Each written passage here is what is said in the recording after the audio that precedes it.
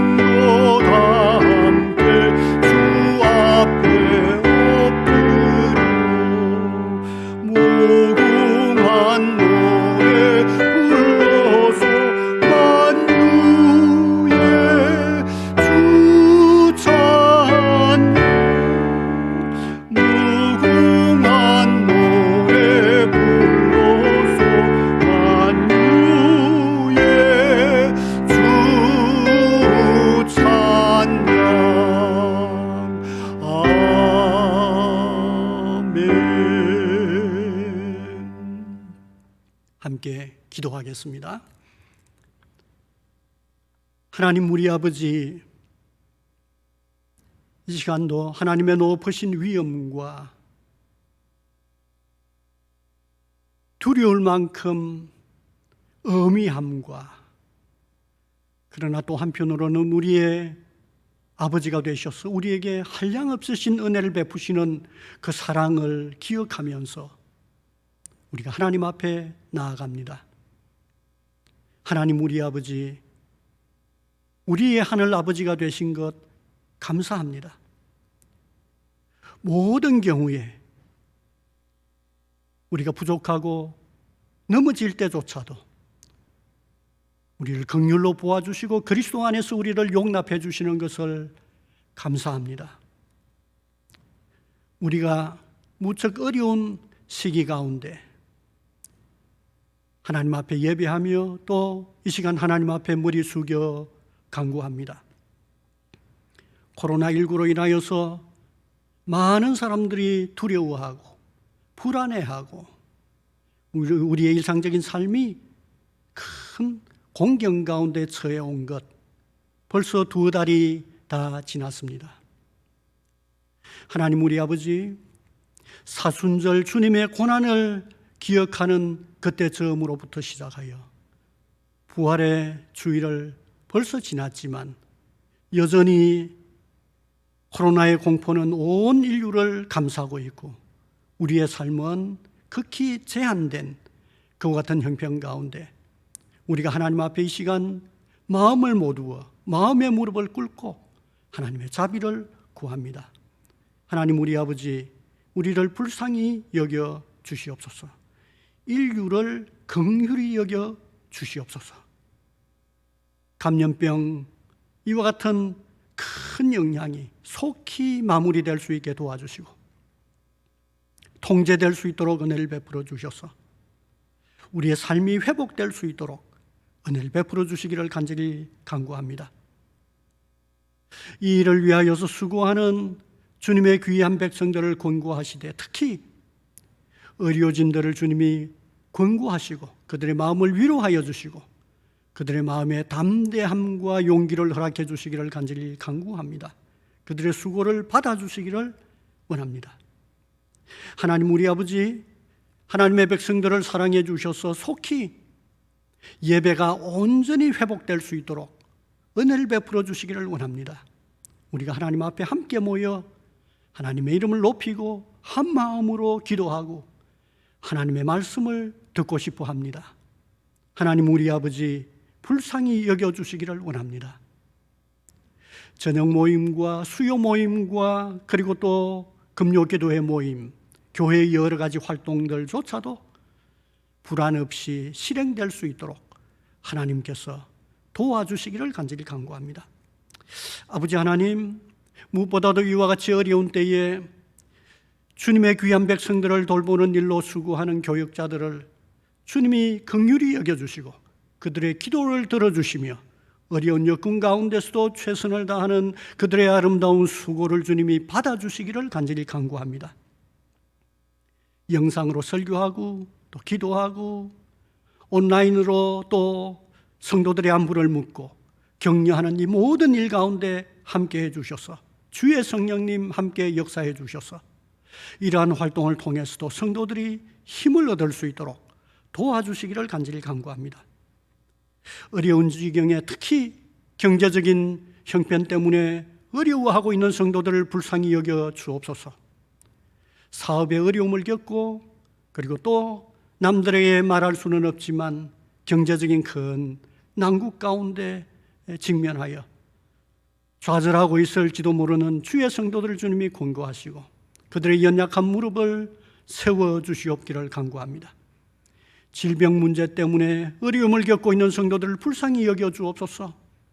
기도를 들어주시며 연약한 부분을 주님이 어루만져 고쳐주시기를 간절히 간구합니다. 자비하신 주님, 은혜를 베풀어 주셔서 다 함께 어려운 큰 시험에 직면했지만 이 기회를 통하여 한국교회가 더욱더 새로워질 수 있도록 은혜를 베풀어 주시옵기를 간구합니다.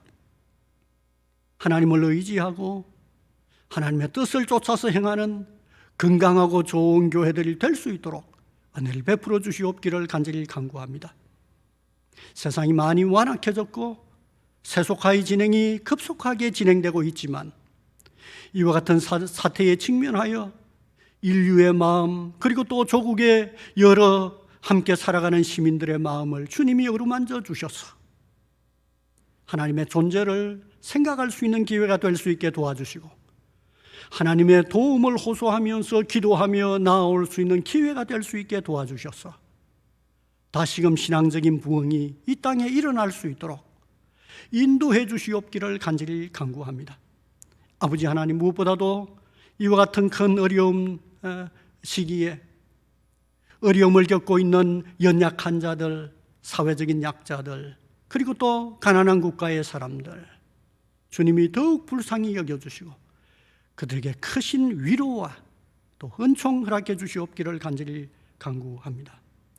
이 시간도 우리가 함께 하나님의 말씀을 읽으며 주의 뜻을 분별하고 또 하나님 앞에 기도하는 시간을 가지려고 합니다. 하나님 우리 아버지, 우리의 마음의 눈을 열어 주시옵소서. 성경을 읽을 때마다 주의 성령께서 우리의 눈을 밝혀 주셔서 하나님의 그 뜻을 잘 분별할 수 있도록 도와주시고 주의 뜻에 순응하며 살아가는 믿음의 백성들이 될 수 있도록 은혜를 베풀어 주옵소서. 예수님 이름으로 기도합니다. 아멘. 성경 말씀을 함께 보겠습니다. 오늘 우리가 함께 읽어볼 성경 말씀은 빌립보서 2장 9절부터 11절까지의 말씀입니다. 빌립보서 2장 9절부터 11절입니다. 찾으신 줄 알고 제가 봉독합니다. 이름으로 하나님이 그를, 즉 예수님을 뜻하죠, 그를 지극히 높여 모든 이름 위에 뛰어난 이름을 주사 하늘에 있는 자들과 땅에 있는 자들과 땅 아래에 있는 자들로 모든 무릎을 예수의 이름에 꿇게 하시고 모든 입으로 예수 그리스도를 주라 시인하여 하나님 아버지께 영광을 돌리게 하셨느니라. 아멘. 오늘 빌립보서 말씀을 가지고 형제자매 여러분들과 함께 생각하려고 하는 설교의 제목은 높아지신 그리스도입니다. 우리가 지난 주간에 낮아지신 그리스도에 대하여서 살펴보았다면 오늘은 높아지신 그리스도라고 하는 제목으로 부활 이후에 예수님께서 높아지신 그 주요한 구원 사건이 우리에게 어떤 의미가 있는지 생각해 보려고 합니다. 여러분 어떻습니까? 동양 종교에서는 위대한 사람들이 죽고 난 이후에, 죽음 이후에 종종 신격화됨으로써 숭배받거나 그를 대상으로 하여서 기도하는 그와 같은 신앙 내용을 우리가 익숙하게 잘 알고 있습니다. 동양 종교에서는 주로 한 두 가지 방식, 아주 신격화된 숭배받는 사람들의 경우가 한 두 가지 정도 그렇게 정리가 될 수 있을 것 같은데, 그 첫 번째는 이런 경우죠. 살아있을 동안에, 생존한 동안에 남들보다도 탁월한 능력과 지혜를 나타내 보였습니다. 그리고 또 이웃과 사회를 위해서 희생적인 위대한 일을 수행합니다. 그렇게 수행하다가 장엄하게 죽습니다. 죽고 난 이후에 이 사람들은 힘있는 귀신의 지위로 이 세상 안에 여전히 영향력을 행사한다, 그렇게 믿어집니다. 그래서 죽은 이후에도 힘있는 귀신으로서 지속적인 영향력을 행사하기를 요청받기도 합니다. 그래서 종종 그 영정이 사당에 모셔져서 수호신으로 숭배받고 사람들은 이따금씩 그 사당을 방문하여서 그 영정을 보고 기도하곤 합니다.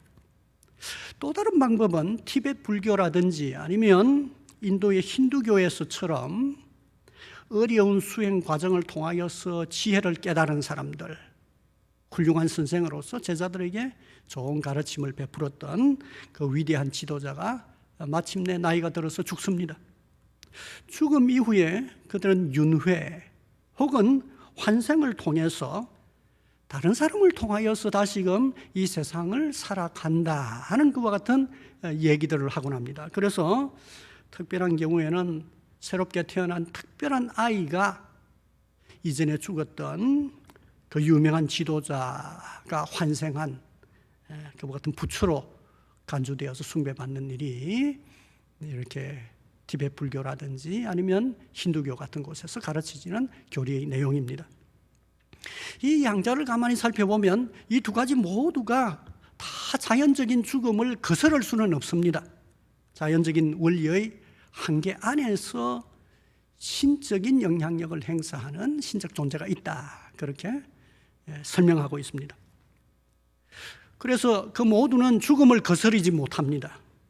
죽음 이후에 신적인 영향력을 발휘하는데 어떤 경우에는 귀신이 되어, 힘 있는 귀신이 되어, 물론 수호신으로 간주된 귀신이 되어 그 사회를 지킨다, 이렇게 이해되거나 혹은 죽음 이후에도 자연적인 원리에 따라서 환생하거나 윤회하여 어린아이로 다시 출생하여 이 세상에서 부처, 즉 깨달은 선생으로서의 역할을 계속한다, 이렇게 가르칩니다. 그러나 기독교는, 우리가 믿고 있는 이 기독교 종교는 이 점에서 앞선 두 가지 경우와 뚜렷한 차이점을 가지고 있습니다. 예수님은 죽은 이후에 신격화된 존재가 아닙니다. 처음부터 그분은 하나님의 아들이셨고 구원자라고 하는 이름을 가지고 오셨고 구원자의 직분이라고 할 수 있는 그리스도 직분을 수행하셨습니다. 그래서 그 직분을 수행하는 과정 가운데 지난 시간에 설명한 것처럼 낮아지시는 방법으로 구원하시는 대속의 사역을 다 이루시고 그 낮아짐의 극한에서 죽으셨습니다. 그리고 장사되셨습니다. 죽음 이후에 예수님은 모든 사람들이 거스를 수 없는 자연적인 원리를 거슬러 그 몸 그대로 부활하셨습니다. 부활한 몸으로 하늘로 승천하셨습니다. 하늘과 땅의 통치자로서 지금도 통치하십니다. 그리고 마침내 재림하셔서 이 세상을 심판하시는 방법으로 역사를 완성시키신다. 이렇게 성경은 예수님에 대하여 우리에게 가르쳐주고 있습니다. 그래서 다른 종교의 지도자들처럼 죽음을 명확하게 증명하는 무덤이라든지 혹은 방부 처리한 시체라든지 비석이라든지 살이라든지 사당이 다른 종교에는 있지만 기독교 종교에는 없습니다. 예수님의 경우는 빈 무덤이 있을 뿐입니다. 그리고 예수님의 통치는 다른 종교의 경우처럼 지역이라든지 특정 민족이라고 하는 국지적인 구원자가 아니라 예수님은 우주적인 통치자가 되셔서 온 우주를 통치하신다 하는 이와 같은 가르침이 다른 종교의 신격화된 대상과 예수님을 구별하는 뚜렷한 차이점입니다. 하나님의 아들이신 예수님의 구원자 사역, 즉 그리스도 사역은 이처럼 지난 시간에 살펴본 것처럼 낮아짐의 방법으로 이루어졌을 뿐만 아니라 오늘 우리가 관심을 갖는 것은 높아지심의 국면을 통하여서도 이루어졌다 하는 것입니다. 만일 예수님의 사역이 낮아지심만 있었다고 하면 아마도 그분은 인류의 여러 다른 사람들처럼 훌륭한 선생님으로 남아 사람들에게 교훈을 주는 정도에 머물렀을는지 모릅니다. 그러나 그분이 죽음을 거슬러 높아지셨다, 죽음을 거슬러 높아지셨다 하는 것은 그분의 사건이 우리에게 도덕적인 교훈을 주는 것뿐만 아니라 구원적인 의미를 가지고 있다 하는 사실을 우리에게 깨우쳐 줍니다. 특별히 초자연적인 방법으로 높아지심으로써 그분은 그분의 주장처럼 하나님의 아들이셨고 그리스도셨고 이름 그대로 구원자셨다 하는 사실이 입증되었습니다. 그래서 사도행전 2장에 보면 예수님의 부활 사건이 베드로의 설교 가운데 그분이 바로 그리스도가 되셨다, 하나님의 아들이셨다고 하는 사실을 증명하고 있다, 그렇게 설교를 했습니다.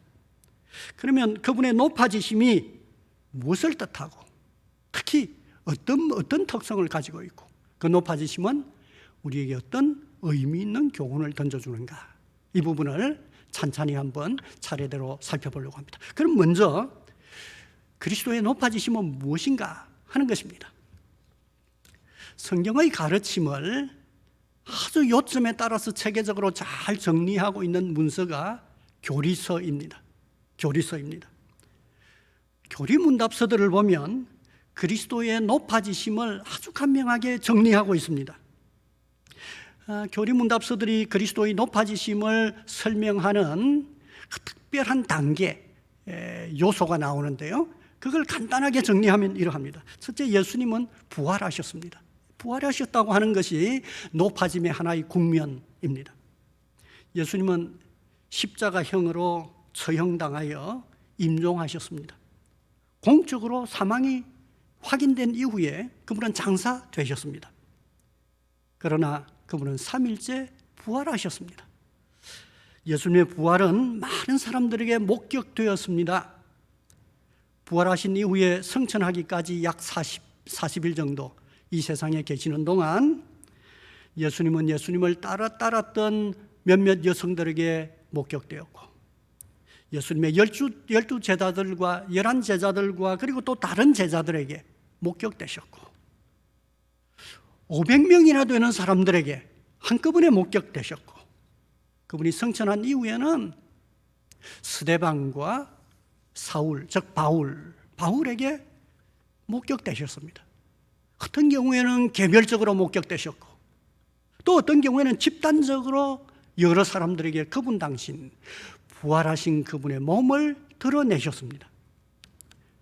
그리고는 부활의 의미를, 부활의 사실성을 증거하셨고, 부활의 의미를 설명해 주셨고, 그들이 앞으로 수행해야 할 과제에 대하여 말씀해 주셨습니다. 그리고는 앞일에 관하여서 예언하시기도 하셨습니다.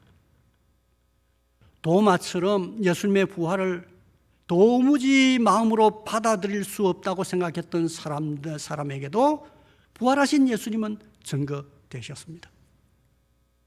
바울처럼, 즉 이전의 사울처럼 그리스도와 그리스도인들과 교회를 박해하였던 그와 같은 경우도 부활하신 예수님을 직접 목격하고 큰 충격을 받았고, 예수님의 부활은 명확한 역사적인 사실로 입증이 되셨습니다. 즉 예수님이 부활하셨다, 이게 높아지심의 첫 번째 국면입니다. 두 번째 국면은 예수님은 승천하셨습니다. 즉 하늘로 올라가셨습니다.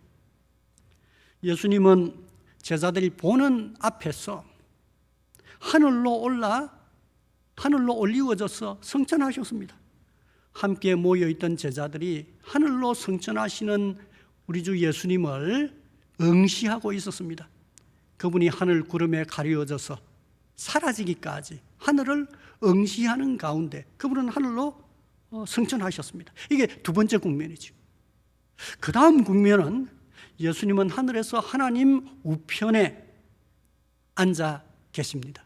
하나님 보좌 우편에 앉아 계신다. 이게 다음 국면입니다. 이 사실을 생생하게 눈으로 본 사람은 바로 스데반입니다.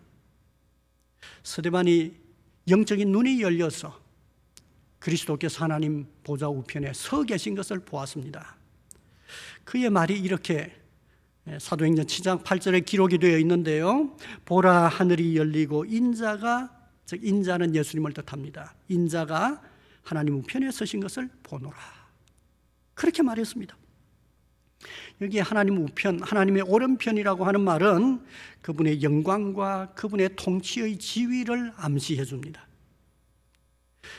승천하시기 전에 이미 예수님께서는 그분이 하나님 보좌 우편에 올리우시게 될 거고, 하나님으로부터 하늘과 땅의 모든 권세를 위임받으시게 될 테고, 온 우주의 주로 통치하시게 될 거라 하는 사실을 미리 예고하신 일이 있습니다.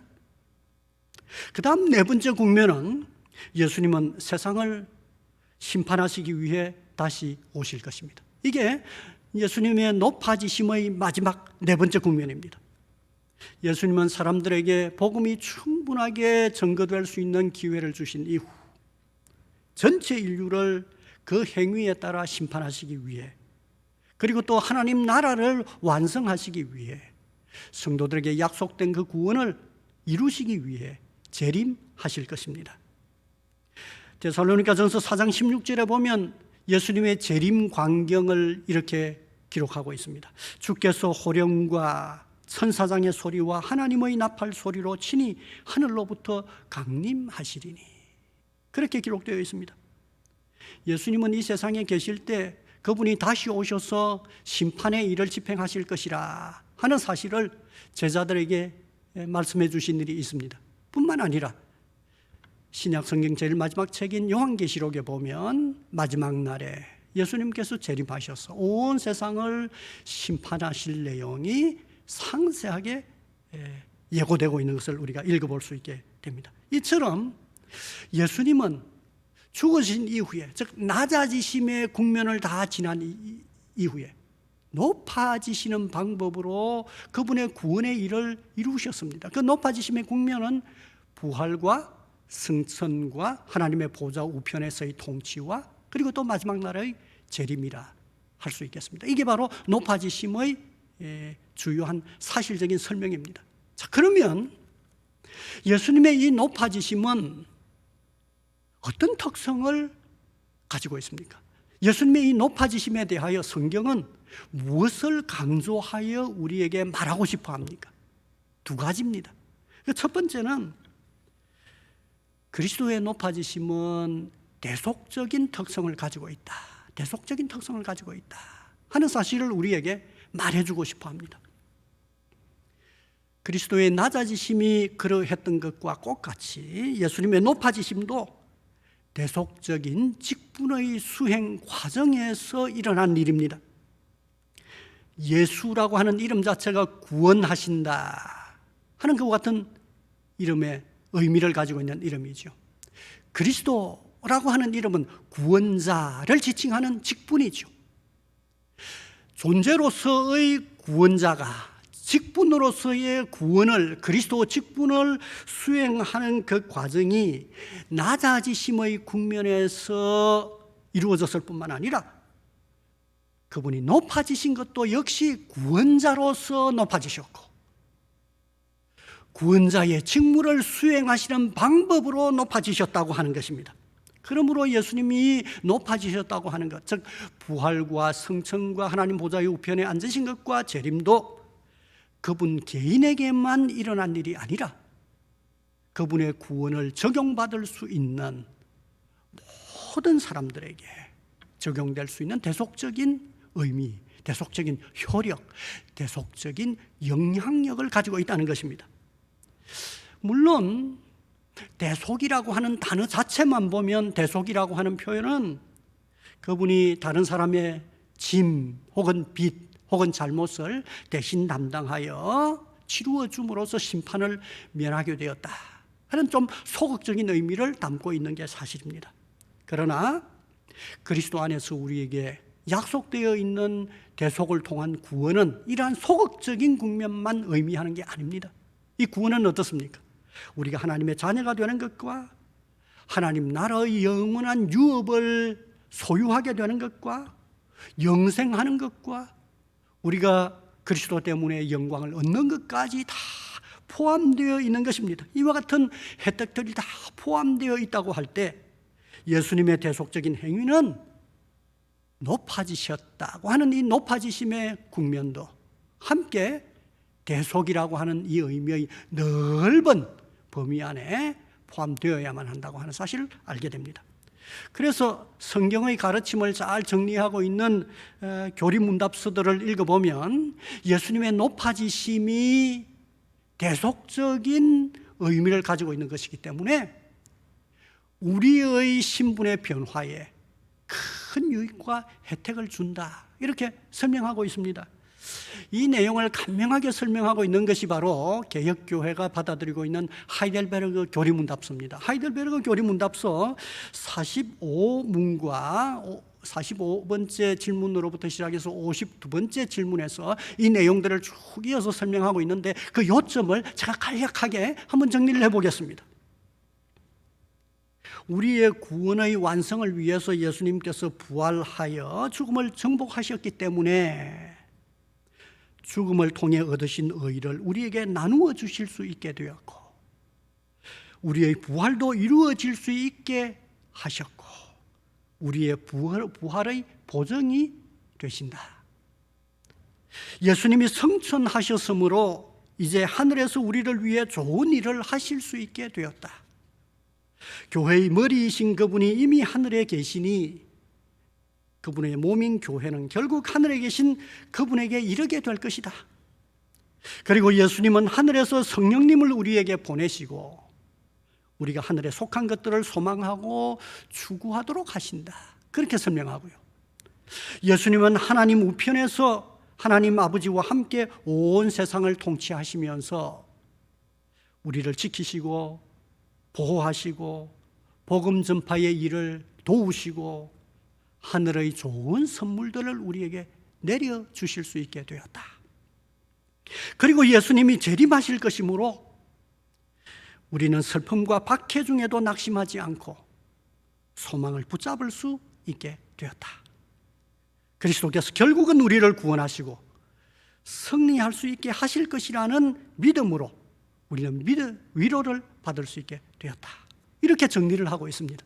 즉 예수님의 높아지심이 우리에게 혜택, 유익, 우리의 구원에 있어서 확실한 보증이 되신다고 하는 설명이 되겠습니다.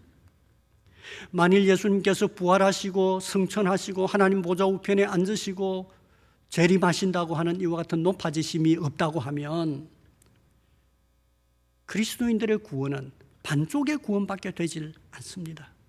비록 예수님의 낮아지심으로 과거의 우리의 죄로부터 우리가 구원을 받게 되었다, 이렇게 분명하게 말할 수 있다고 하더라도 여러분은 어떻습니까? 세상의 악은 여전하고 우리의 본성의 사악함은 여전히 유지되고 있는 것입니다. 만일 예수님의 높아지심이 없다고 하면 우리의 현재와 우리의 미래의 구원은 보증되지 않습니다. 우리의 행복이 영원할 것이라고 하는 그와 같은 보증이 어디에서 올 수 있겠습니까?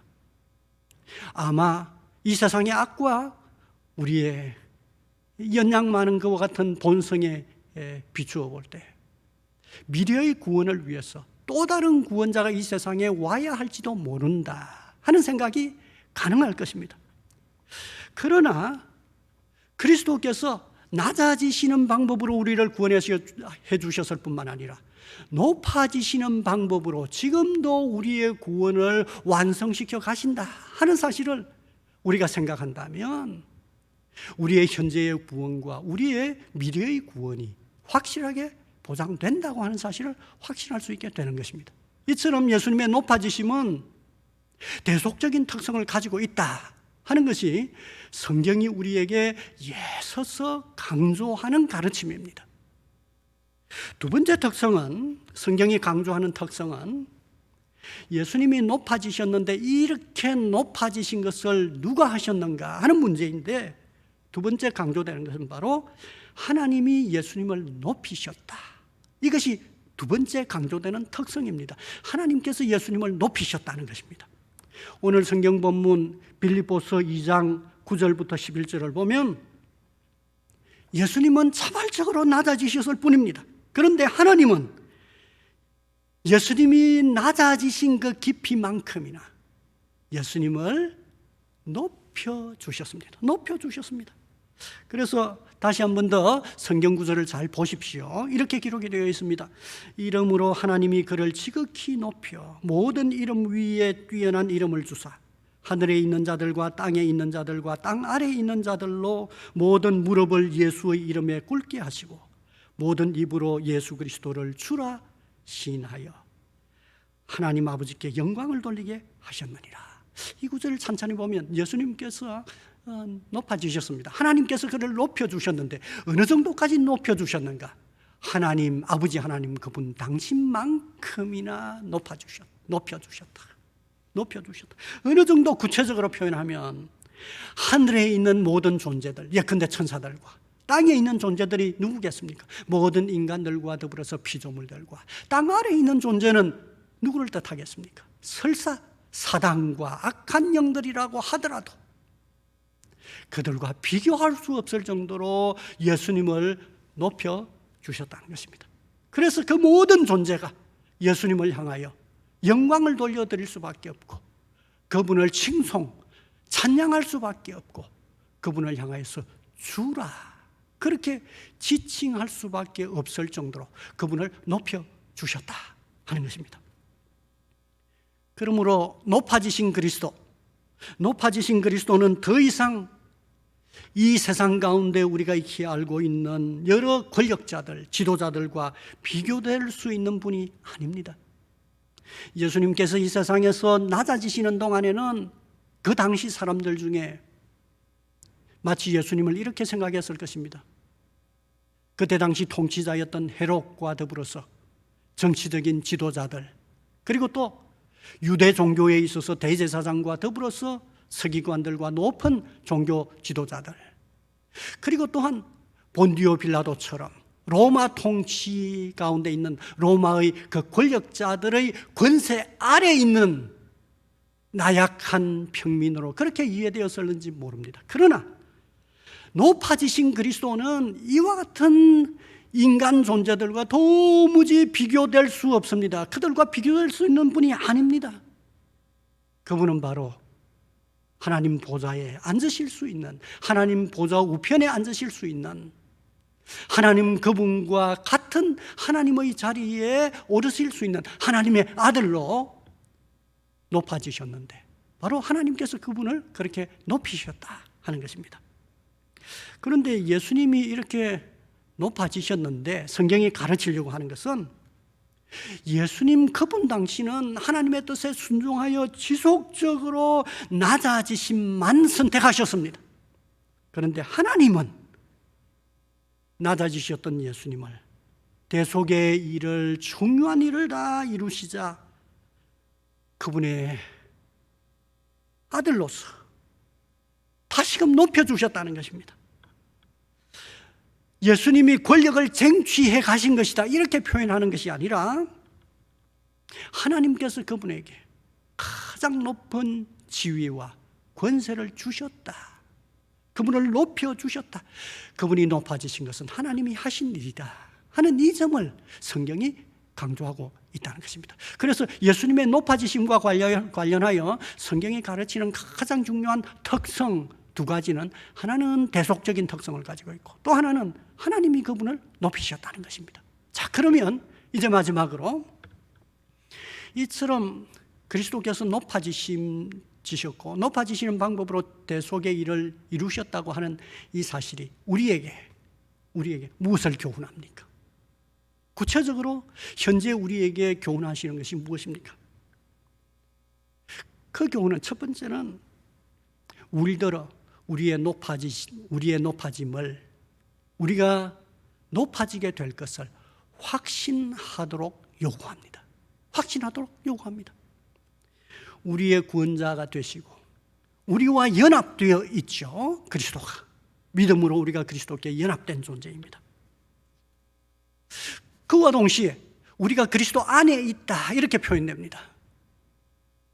그리스도와 연합되어 있다, 우리가 그리스도 안에 있는 존재가 되었다고 할 때, 또 교회적인 단위에서는 그분이 머리가 되시고 이 땅에 우리가 그분의 몸으로서 교회를 이루고 있는 그와 같은 형편이 되었다. 이게 영적인 사실이라고 할 때, 그분이 높아지신 상태에 있다고 하는 이 사실은 우리의 높아짐을 보증한다는 것입니다.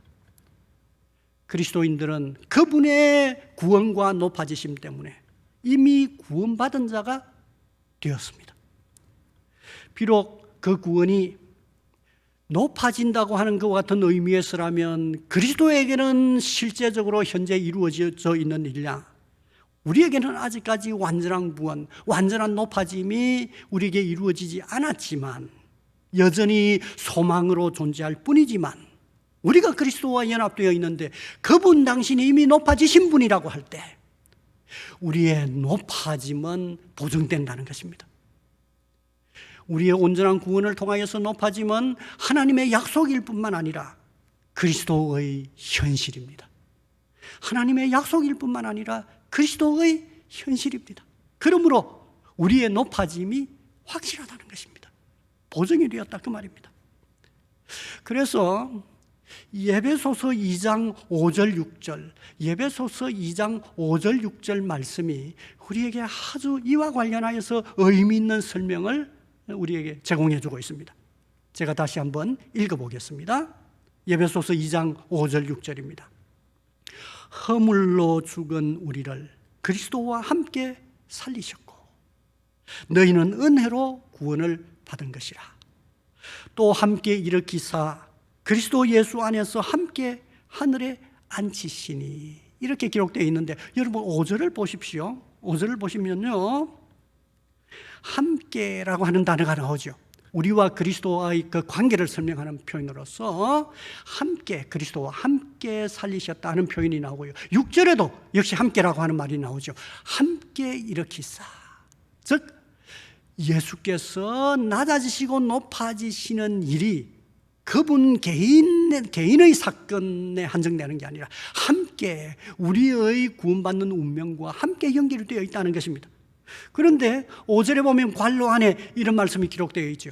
너희는 은혜로 구원을 받은 것이라. 이건 현재 완료형입니다. 이제 구원을 받아서 지속적으로 구원 안에 있다고 하는 것을 표현하는 표현입니다. 그와 더불어서 아주 흥미로운 표현이 무엇인가 하면 여기에 나오는 동사적인 표현이 모두 과거입니다.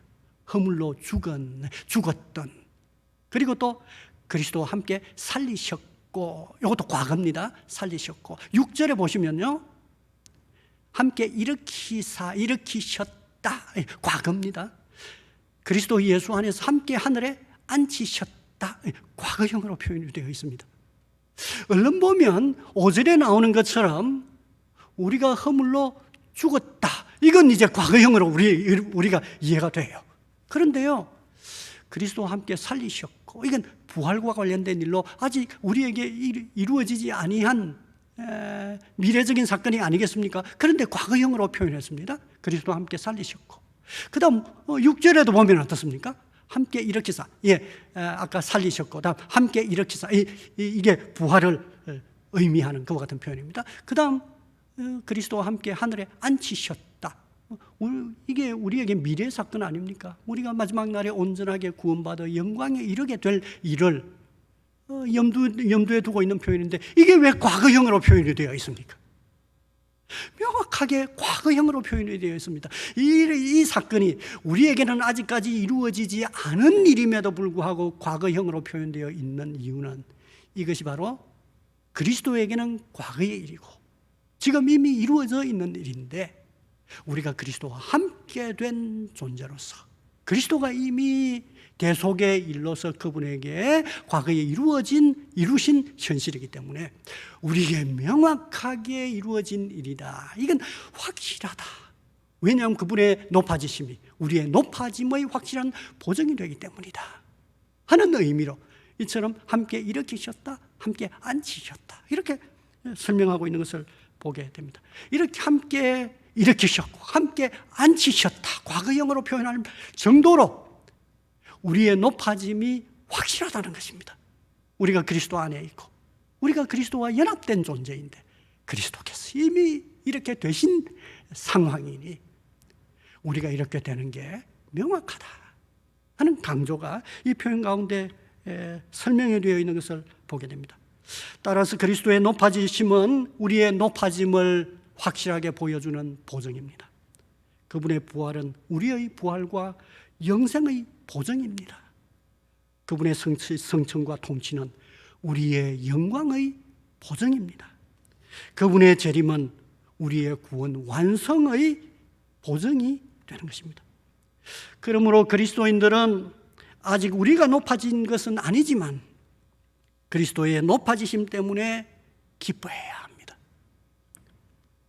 그리스도인들은 높아짐의 실현을 확신하면서 믿음을 지키고 선하게 살고 의롭게 살기를 포기하지 말아야 합니다. 그리스도인들은 어려움과 슬픔과 고통 때문에 마냥 우울한 상태 가운데 있거나 낙심하고 좌절하거나 자포자기해서는 안 됩니다. 그리스도의 높아지심의 사실과 우리도 또한 높아지는 것이 확실하다고 하는 이와 같은 사실 때문에 어떠한 환경 가운데서도 기뻐할 수 있어야 한다는 것입니다. 모두가 낙심한 상황, 죽음과 무덤과 같은 흑암의 상황에서도 소망을 가지고 인내하며 기다리며 일어서야 한다 하는 것이 바로 우리를 향한 요구입니다. 더불어서 예수님이 높아지셨다고 하는 이 사실은 우리에게 무엇을 깨닫게 만듭니까? 그것은 우리가 자기 존중감을 갖도록 요구하십니다. 그리스도의 높아지심은 우리로 하여금 우리 자신의 존재가 파멸된 존재가 아니라고 하는 사실을 깨우침으로 우리도 높아졌다, 높아지는 것이 확실하다고 하는 사실을 가르쳐 줌으로써 우리의 모든 자기 비하의 생각과 열등감을 털어버리도록 요구합니다. 우리 자신의 인생이 미래가 가치 있다고 하는 사실을 우리에게 알려주고 있습니다. 우리의 운명이 나의 능력에만 달려있는 게 아니고 나의 상황에, 지금 현재 여러 가지 열악한 상황에 절대적으로 의존되어 있는 것이 아니라는 것입니다. 그 대신 나의 높아짐의 후견자가 있다고 하는 사실을 우리에게 깨우쳐주고 있지 않습니까? 나의 후견자 그리스도께서 높아지셨고 그것이 나의 높아짐을 보증하고 있기 때문입니다. 그래서 위축된 태도, 겁먹은 태도, 자신 없어 하는 태도를 변화시켜 자기 존중감을 얻게 하고 미래의 가능성에 대한 확신을 갖도록 만들어줍니다. 저는 능력 있는 후견자를 두고 있는 사람의 표정을 아주 흥미롭게 관찰해 본 일이 있습니다. 때로 아버지에 대한 무한한 신뢰를 가지고 있는 어린 아이의 표정을 저는 의도적으로 상세하게 응시해 본 일이 있습니다. 때에 따라서 아주 능력 있는 남편을 둔 아내, 아주 멋진 능력 있는 남자친구를 둔 여성을 살펴본 일도 있습니다. 찬찬히 흥미롭게, 의도적으로 본 건 아니고 아주 흥미롭게 지나가면서 본 일이 있습니다. 얼마나 자신감에 넘치는지, 얼마나 당당한지, 얼굴에 생기가 환하게 돌고 있는 것을 보았습니다. 인간에게 있어서 후견자가 될 수 있는 아버지라든지 혹은 때에 따라서 능력 있는 남자라든지 사실 시간이 지나고 보면 다 별것 없죠. 아버지를 의지한 일이라든지 혹은 능력 있어 보이는 남자나 능력 있어 보이는 여성이나 이렇게 의지했던 일은 시간이 지나면 부끄러운 일로 우리에게 결국은 각성되게 될 것입니다. 그러나 우리의 후견자가 되시는 그리스도는 그러한 일이 없습니다. 그리스도인들은 자신의 능력과 조건에 복속되어 마치 후견자가 없는 버려진 고아처럼 열등감, 우울감, 위축감, 두려움에 사로잡혀서 살 수 없습니다. 얼핏 보기에 약해 보이지만 그러나 후견자를 인식하는 그리스도인은 그 마음에 강함이 있습니다. 종종 하나님 외에는 아무것도 두려워하지 않는 용기를 가질 수 있게 됩니다. 그것은 바로 높아지신 그리스도 때문입니다. 그분 안에서 우리도 높아질 것을 확신하기 때문입니다. 그러므로 두려운 상황 속에서 그 사람들은 이렇게 외칩니다. 노예적인 두려움이여 나를 떠나라. 패배자의 심리여 나를 떠나라. 그렇게 명령할 수 있게 되는 것입니다. 우리는 높아지신 그리스도를 후견자로 둔 사람들이고 우리도 멀지 않아 높아질 자들이기 때문입니다. 그러므로 멀지 않아 허물이 드러나게 되고 부끄러움을 당하면서 심판받고 낮추어질 수밖에 없는 자들을 부러워하거나 두려워할 필요가 없는 것입니다. 이것이 바로 그리스도의 높아지심이 우리에게 각성시켜 주시는 교훈입니다. 각성시켜 주는 교훈입니다. 또 한 가지는, 두 번째는 그럼에도 불구하고 그리스도의 높아지심은 우리에게 겸손함을 요구합니다. 왜 그렇습니까? 그리스도는 낮아지셨을 뿐입니다. 하나님이 그리스도를 높여주셨다. 이렇게 설명하고 있기 때문입니다. 높이는 일은 하나님이 하시는 일이다. 하나님이 하신 일이다 하는 사실을 우리에게 깨우쳐주고 있습니다. 물론 예수 그리스도는 높아지기에 충분한 공로를 가지고 계신 분입니다. 그럼에도 불구하고 그리스도께서 높아짐을 스스로 쟁취하셨다 이렇게 설명하기보다는 하나님이 그분을 높여주셨다 이렇게 성경이 우리에게 설명하고 있기 때문입니다. 그리스도와 연합되어 높아지게 될 것도 하나님이 높여주시는 것, 하나님이 높여주실 것으로 가능하게 될 일이 될 것입니다. 그러므로 우리의 높아짐은 우리의 능력, 우리의 공로로 우리가 이루어낸 일이라기보다는 하나님이 행하신 일이기 때문에 우리들어 겸손을 요청합니다. 특히 그리스도와 달리, 높아지신 그리스도와 달리 그분은 공로가 충분하고도 남지만 우리는 아무런 공로가 없는 사람입니다. 아무런 공로가 없음에도 불구하고 그리스도 때문에 하나님께서 우리를 높여주셨다. 높여주실 것이라고 하는 것입니다. 그러므로 우리는 우리의 공로를 자랑할 수가 없습니다. 우리의 능력을 자랑할 수가 없습니다. 우리가 높아진 것 때문에 낮아 보이는 다른 사람들을 무시할 수가 없습니다. 그들을 모욕적인 눈으로 말할 수 있는 것과 같은 권리가 우리에게 없습니다.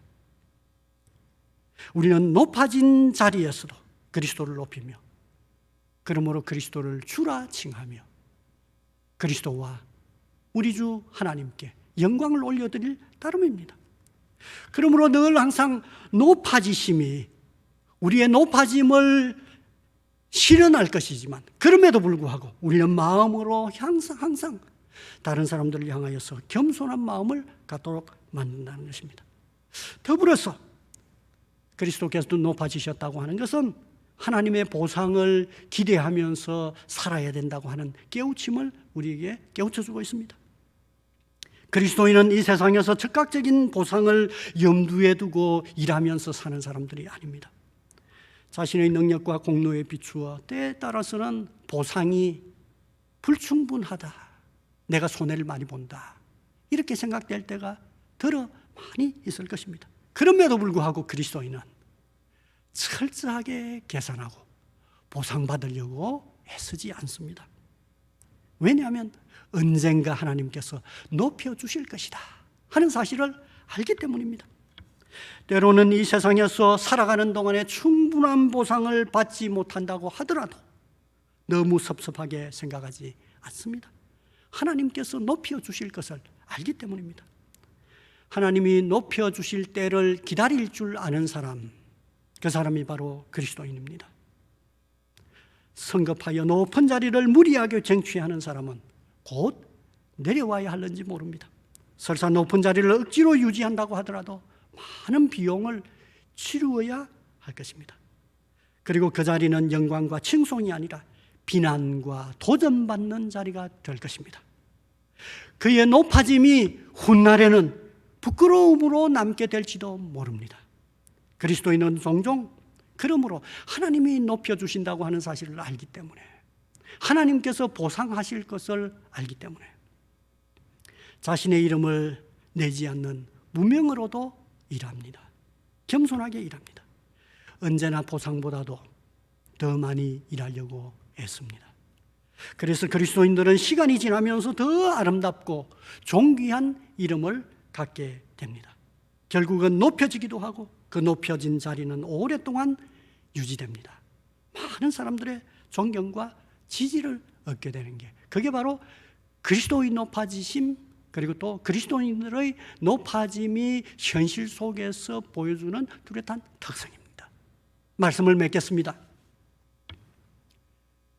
우리 주 예수 그리스도께서는 십자가로 대표되는 낮아지시는 방법으로만 구원자의 사역을 실행한 게 아닙니다.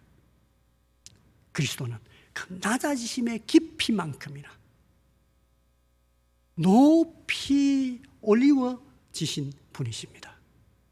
그분의 높여지심은 그분의 부활과 승천과 하나님 보좌 우편에서의 통치와 마지막 날에 다시 이루어지게 될 재림, 우리의 구원의 완성과 심판, 이게 바로 높아지는 방법으로 이루신 구원의 사역입니다. 구원의 일입니다. 이 그리스도의 높아지심은 우리에게 대속적인 특성을 가지고 있습니다. 또한 동시에 하나님이 그분을 높여주셨다고 하는 것을 강조하는 것이 성경의 핵심적인 가르침입니다. 이건 우리에게 무엇을 깨닫기를 원합니까? 우리도 높여졌다, 우리도 높여질 것이다 하는 사실을 믿도록 만듭니다.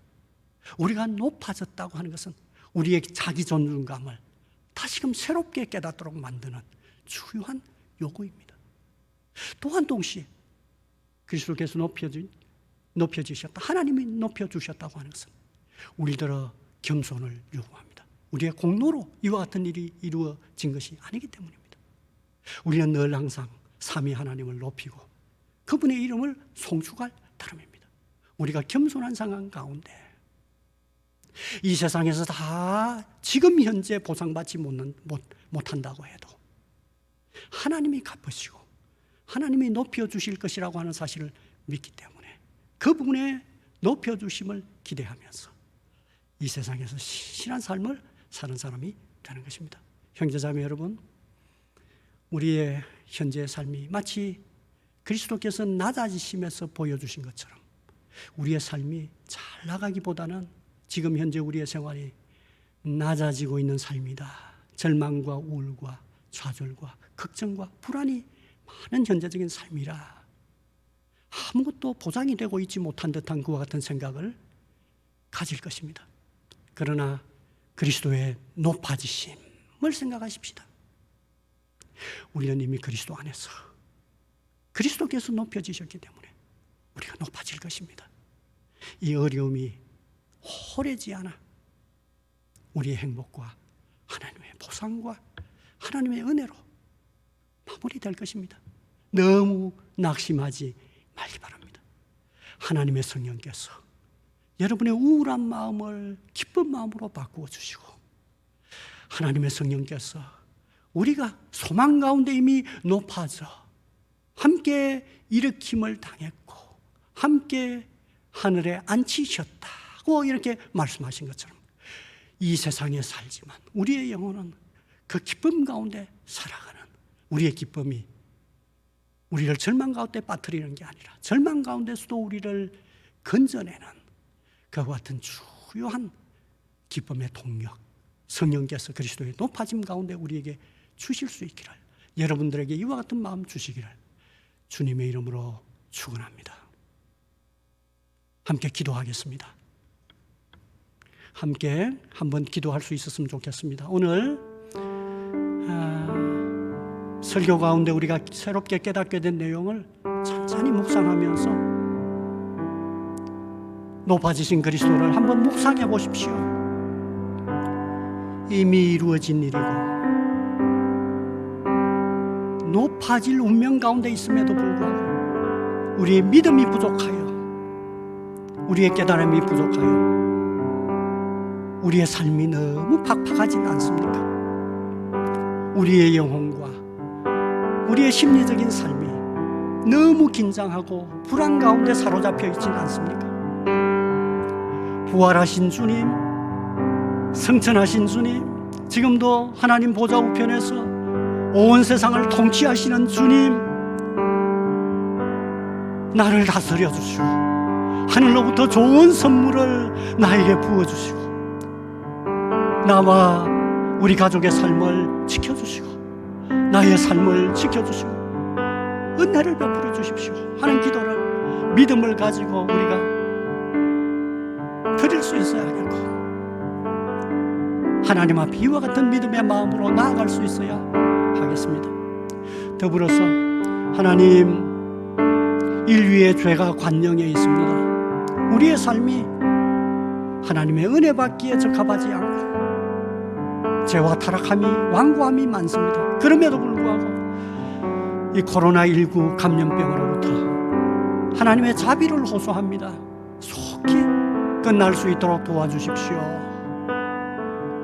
특히 감염병 시절에 병으로 고생하고 있는 인류를 불쌍히 보시고 공포에 사로잡혀 있는 인류를 불쌍히 보시고 그들이 하나님의 존재와 하나님의 구원을 깨닫고 하나님을 의지하는 기회가 될 수 있게 해주십시오 하는 기도를 드릴 수 있어야 하겠습니다. 특히 그리스도인으로서 의료인이 되어 혹은 공직자가 되어 시민들의 생명과 삶의 보호를 위해 애쓰는 그리스도인들을 불쌍히 보시고 그들에게 특별한 능력을 주셔서 이 일을 잘 해낼 수 있도록 기도해 주시기 바랍니다.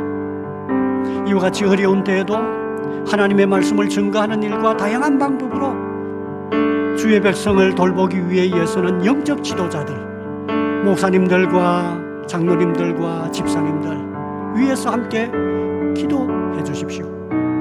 그리고 또한 성도들 가운데 이 코로나19 사태 때문에 사업상 어려움을 겪거나 직장 문제로 어려움을 겪거나 비자의 문제와 재정적인 문제 때문에 어려움을 겪고 있는 성도들을 주님 불쌍히 보시고 그 어려움으로부터 구해 주시도록 기도해 주시기 바랍니다. 그리고 여러분 개인의 기도 제목을 가지고 함께 통성으로 잠시 함께 기도할 수 있었으면 좋겠습니다. 다 같이 기도하겠습니다. 하나님 우리 아버지, 공경 가운데 우리가 그리스도의 높아지심을 다시금 기억하며 깊이 마음으로 묵상합니다. 우리 주 예수 그리스도 나의 구원자 되시는 주님, 이와 같은 어려운 때에 나 자신과 가족과 교회와 인류를 구원해 주시옵소서. 채찍을 깨닫고 회개하며 하나님 앞에 돌아갈 수 있도록 도와주시고 스스로 높아졌던 마음을 낮추어 겸비하게 되어 하나님을 찾게 되는 계기가 될 수 있게 해주시옵소서. 다시금 교회가 부흥하고 생명구원의 운동이 활기있게 일어날 수 있도록 도와주시옵소서. 하나님을 대적하여 높아진 그 모든 것이 낮아질 수 있도록 도와주시옵소서. 그리스도인으로서 혹은 어려운 인력이 되어 혹은 공직자가 되어 이와 같은 어려운 상황 속에 의해서는 하나님의 자녀들에게 마치 요셉에게처럼 하나님께서 다니엘의 경우처럼 특별한 능력을 허락해 주시고 이를 잘 해낼 수 있도록 도와주시옵소서. 이와 같은 어려운 때에도 성도들을 돌보기 위해서는 주의 직분자들을 붙잡아 주옵소서. 목사님들과 전도사님들과 장로님들과 권사님들과 집사님들, 교사들 붙잡아 주셔서 어려운 조건 속에서 대안적인 노력을 할 때 그들의 노력이 주는 것을 아름답고 은혜를 베풀어 주옵소서. 오주여, 특히 삶의 문제, 경제적인 문제로 어려움을 겪고 있는 사람들, 몸이 연약하여 어려움을 겪고 있는 사람들 살려주시고 그들을 구원해 주시기를 주님으로 감사합니다. 주님의 도움을 호소합니다. 높아지신 주님, 우리가 사랑하시는 하나님, 사모하는 우리를 구원해 주옵소서. 우리에게 은혜를 베풀어 주옵소서.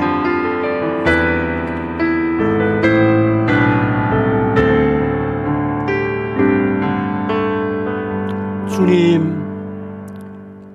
코로나19 감염병과 그로 인하여서 경험하는 경제적인 침체기에 우리가 그리스도의 높아지신 그리스도를 생각하면서 우리가 주님을 의지하고 주님 앞에 나아갑니다. 높아지신 구원자 우리의 주님, 우리를 정말 사랑하시는 하늘에 계신 우리의 아버지, 우리를 구해 주시옵소서. 우리의 어려운 형편 가운데 우리를 끌어올려 주시옵소서. 인류를 불쌍히 여겨 주시옵소서. 교회들을 주님이 불쌍히 보시사 하늘로부터 신령한 영적인 선물을 넘치게 부어 주시옵소서. 하나님 앞에 기도할 때마다 높아지신 주님, 결국은 높아지게 될 그리스도인들, 하나님의 자녀들을 긍휼히 보시고 주의 성령으로 용기를 불어넣어 주시고 다시금 일어날 수 있는, 그리고 또 마음속에 끊임없이 환경을 초월한 기쁨이 가득하도록 주님이 크신 은혜 베풀어 주옵소서. 예수님 이름으로 기도합니다. 아멘. 주 예수 그리스도의 은혜와 하나님 아버지의 크신 사랑과 성령의 교통하심이 함께 예배하는 주님의 귀한 자녀들 위해 지금부터 영원토록 함께 있을지어다. 아멘.